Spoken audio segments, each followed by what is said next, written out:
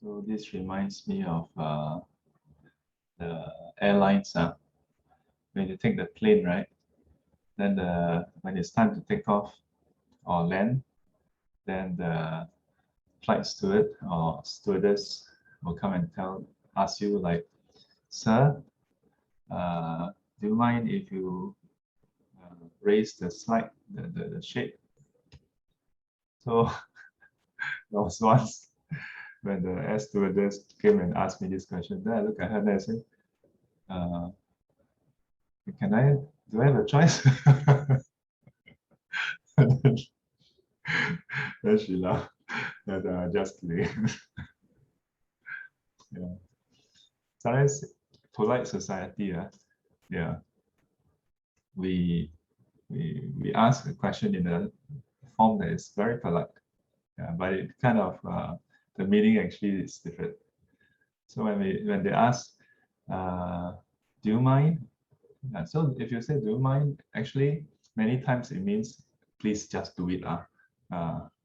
But the English meaning means if you don't mind, yeah. So if you mind, that means you can mind. If you ask me, do you mind? Then I can say yes or no, right? Yeah. So when you ask someone, shall we go for lunch? Then the person says, no, I'm not hungry yet. Yeah. So if you want to take photo, you must say, so can we take photo? So I have to decide. Yeah. Shall we? It's more like a possibility. Yeah, a suggestion. Yeah. So yesterday there was the Eight Precepts, the retreat, the National Day retreat at Buddhist Library.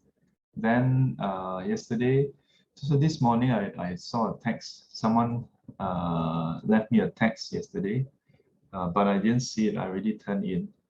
The question was, those who attended the Eight Precepts, at the end of the retreat, there was a short puja.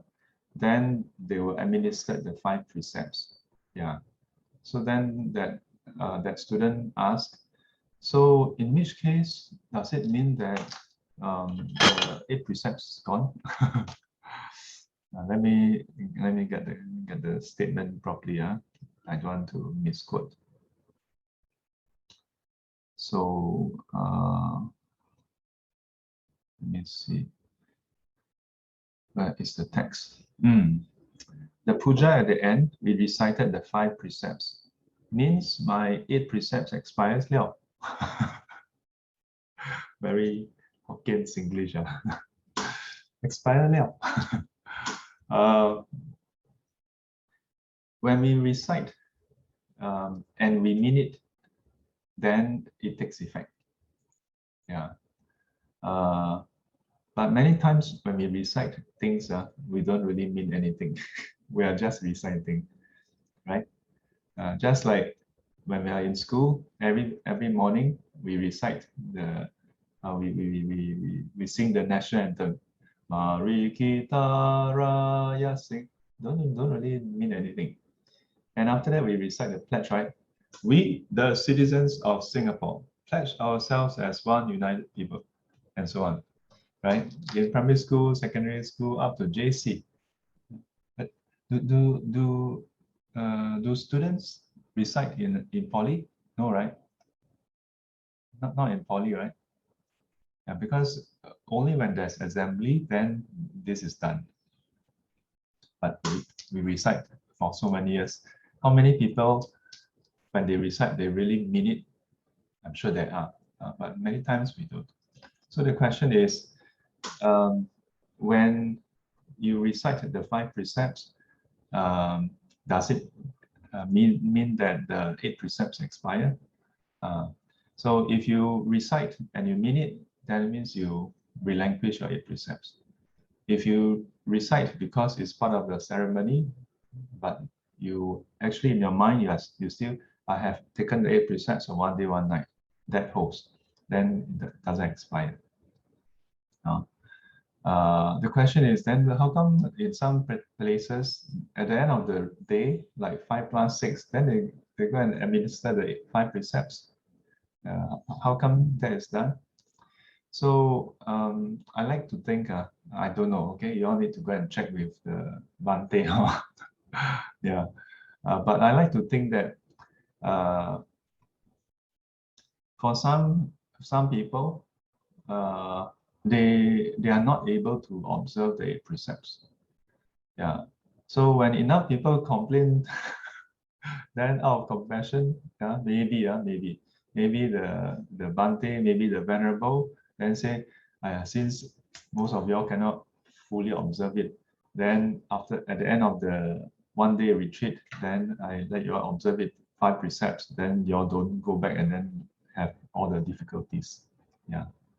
But a few times when I'm invited to give a talk, I will actually highlight this. Those who would like to observe those who have taken the 8 precepts, and you want to really observe the 8 precepts, um, in the sutta, in the Buddha's time, the 8 precepts is observed for 1 day, 1 night. Not for just daytime. No. Yeah. No. As to why do you all need to go and ask the Bante, to ask me. Yeah. Why? Because if you look at the 5 precepts, the first 5, right, is identical to 5 precepts, except the middle one. And then the number 6, 7, 8. Number 6 is directly related to timing. Yeah. So the timing actually ends with the break of dawn. Yeah. That you abstain from eating anything until the next morning, right? So number seven is a bit there's no time limit to it. Yeah. So by right, it's the whole day, whole night until the next morning. Number 8 then is about bathing. So if you stop at 5 plus 6, then effectively you are not really observing it also, because at night, yeah. So rightly speaking, 8 precepts is 1 day, 1 night. So I just want to share here because this question was posed.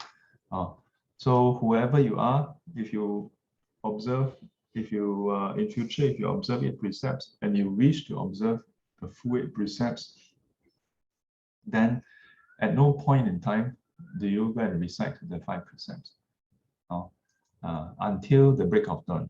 So the question is, in the next day, do you have to do some ceremony? No need.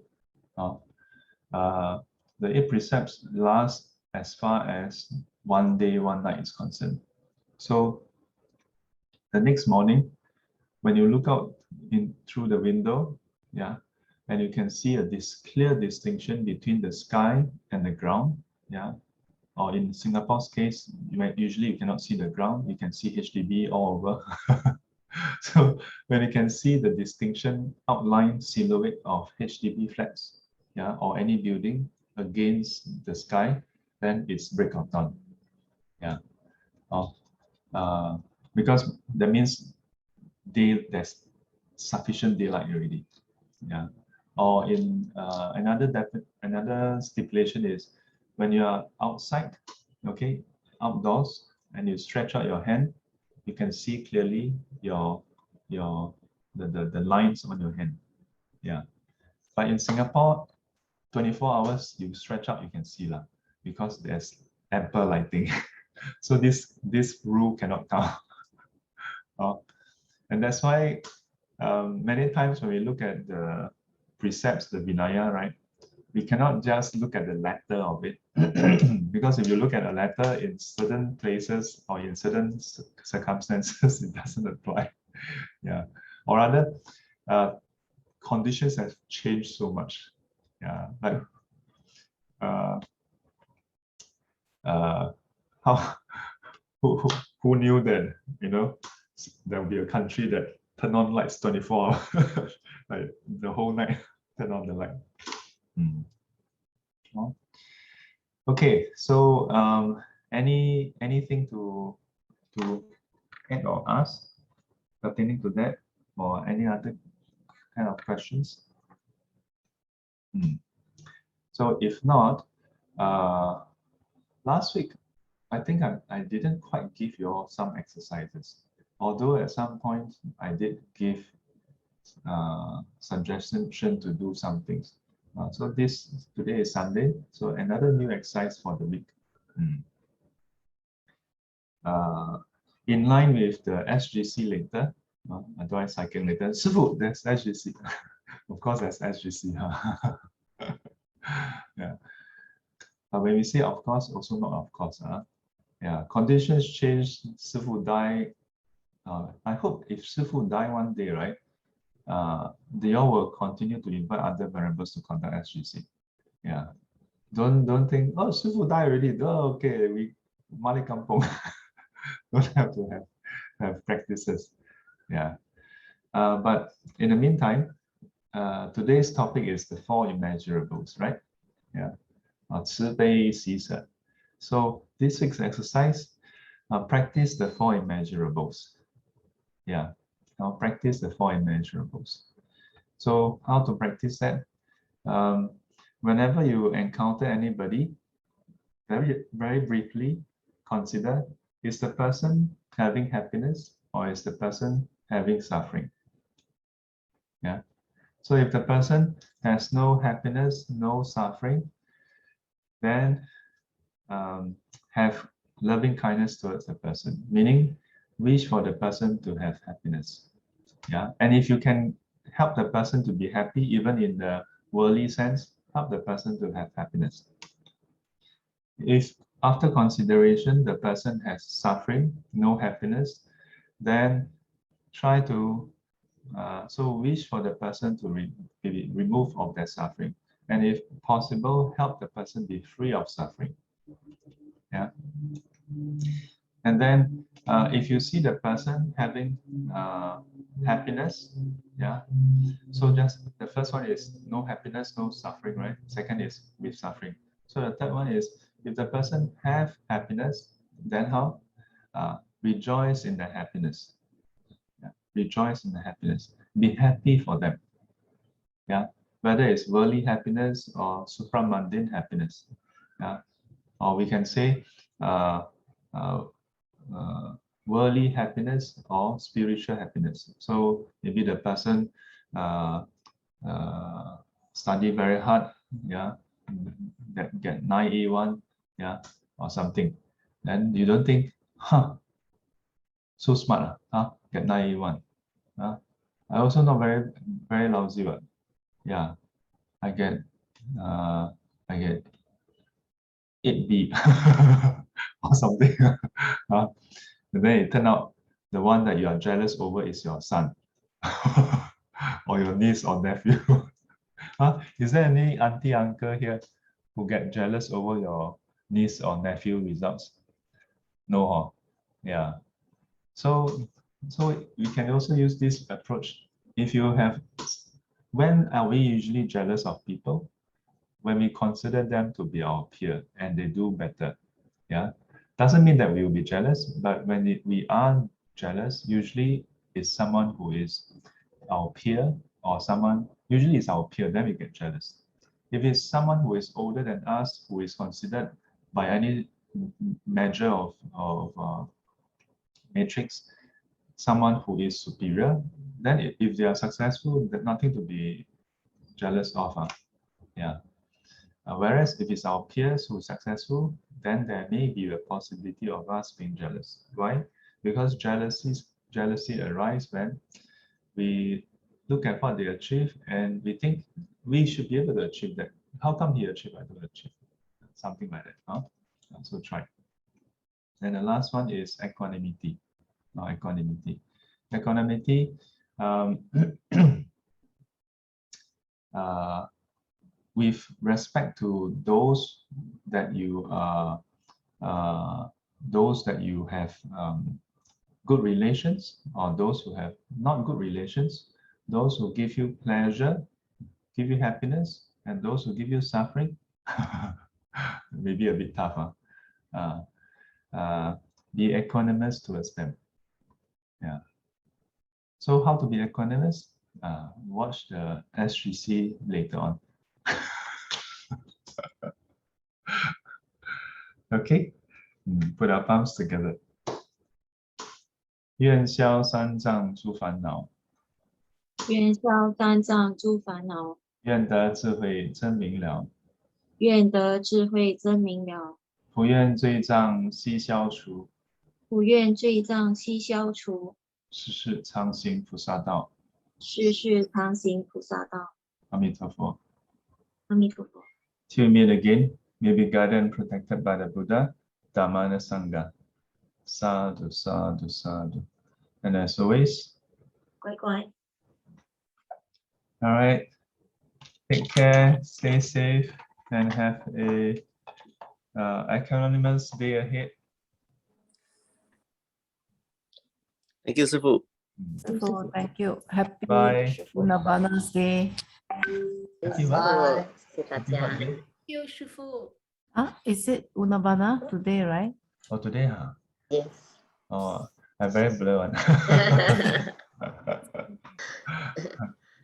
Happy Ulambana. Bye， Take 好 care. 啊 stay safe. 祝拜 Bye. 拜。拜师谢谢师傅，拜拜师傅。拜拜。 Ah, now I can 谢谢 hear Ginny. Now can you hear me, 师傅 Yeah, now I can hear you.？Thank you. 拜拜。 All right, thank you Bye. everyone. Bye Bye, bye. Lama. Bye. Thank you. Bye all the Lamas.